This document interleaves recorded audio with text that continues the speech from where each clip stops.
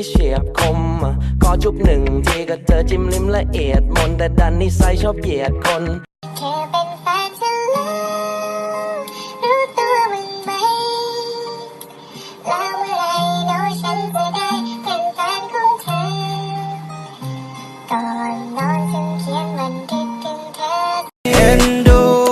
หนูรู้ไหมอยากดึงมากอดไว้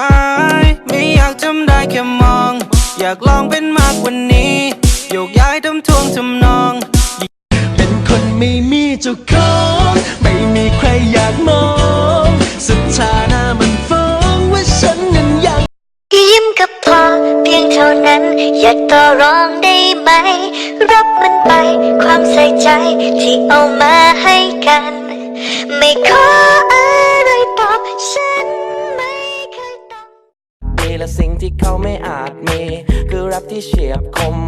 ขอจุบหนึ่งทีก็เธอจิ้มลิ้มละเอียดมนแต่ดันนิสัยชอบเหยียดคนถ้าเพลอนะเหยียบจมจงทิ้งสมัยดีกับปวนความคิดช่างบิดมนไม่คิดผิดแล้วบักลาที่นางฟ้าไปหาฉันนี้ซอยแชร์แน่เด้อโพดนี่ฝากบอกมันว่ากินเหล้าหลายคอยเป็นโรคตับถือตำรวจจับยามขี่รถแพงเธอน่ะคิดแบบไหนอยากรู้ใจอยากรู้เรื่องของเราเรียนรู้ไม่เคยมีเรื่องใดตอนสบตากับฉันคิดเหมือนกันยังไง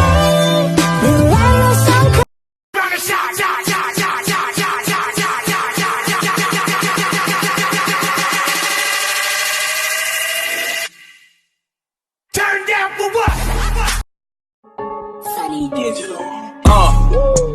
I'm a dog, just like Gucci said. Married to the money, I'm a newlywed. เห็นใครๆเขาบอกว่าคนน่ารักชอบเอาแต่ใจเห็นใครๆเขาบอกว่าคนสวยๆเจ้าชู้จะตาย